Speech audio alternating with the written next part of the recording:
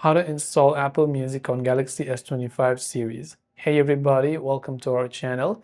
In this video, I'm going to guide you through the steps on how you can install Apple Music on Galaxy S25 devices.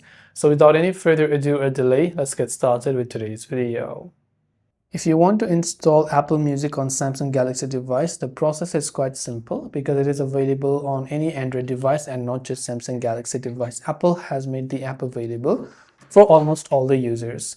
So what you have to do is you have to go ahead and just simply make sure to launch your Play Store. Once you launch your Play Store, this is the interface you will see. In the search bar, just go ahead and then type in Apple Music as you'd be able to see here, right? So go ahead and type in Apple Music, and as soon as you've done that, you'll be able to simply find the official Apple Music app from Apple themselves.